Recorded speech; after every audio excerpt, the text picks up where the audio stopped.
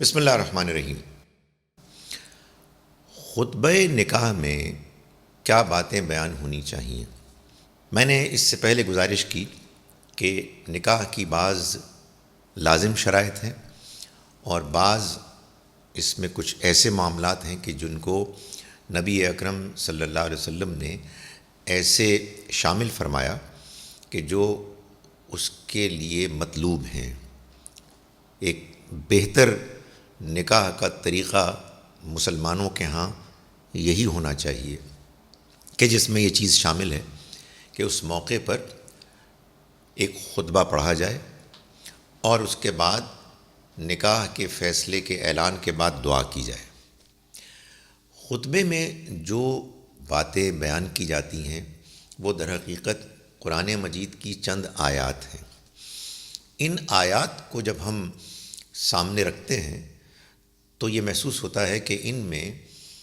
جن آیات کا انتخاب کیا گیا ہے بار بار اللہ کا تقوی اختیار کرنے کی تلقین کی گئی ہے۔ یہ اس لیے کیا گیا ہے کہ اللہ کا تقوی اختیار کرنے کا مفہوم یہ ہے کہ انسان اللہ کو حاضر و ناظر جانے اور اپنے معاملات کو اخلاقی دینی حدود کے اندر رکھے، اگرچہ کہ بعض اوقات اس کے اندر بعض منفی رجحانات بھی پیدا ہو رہے ہوں، ان حدود کو توڑنے کی طرف میلان پیدا ہو رہا ہو۔ انسان ہے، انسان کے اندر بعض اوقات غصہ جذبات پیدا ہو جاتے ہیں، بعض اوقات وہ لالچ میں آ جاتا ہے، بعض اوقات وہ غلط فیصلہ کرنے کی طرف مائل ہو جاتا ہے۔ لیکن اگر انسان کے اندر اللہ کا خوف ہو، حدود آشنائی کے لیے احساس ہو تو وہ پھر اپنے آپ کو کنٹرول کرتا ہے۔ چنانچہ اللہ کا تقوی اختیار کرنے کی بات اس خطبے کی آیات میں بار بار بیان ہونا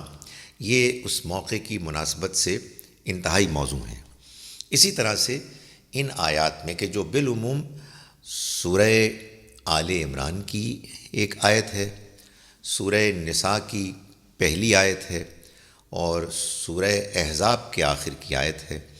جن میں اللہ کا تقوی اختیار کرنے کے علاوہ یہ کہا گیا ہے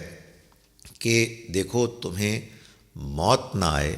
مگر اس حالت میں کہ تم فرما بردار ہو، یعنی اپنے آپ کو ہر حال میں اللہ کی حدود میں رکھو۔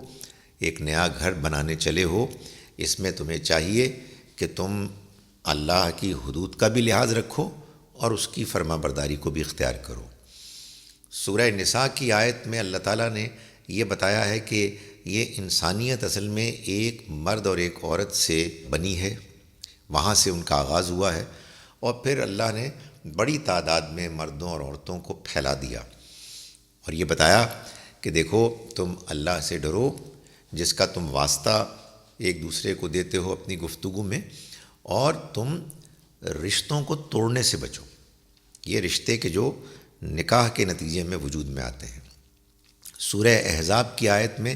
مزید یہ بھی کہا گیا کہ دیکھو سیدھی بات کیا کرو،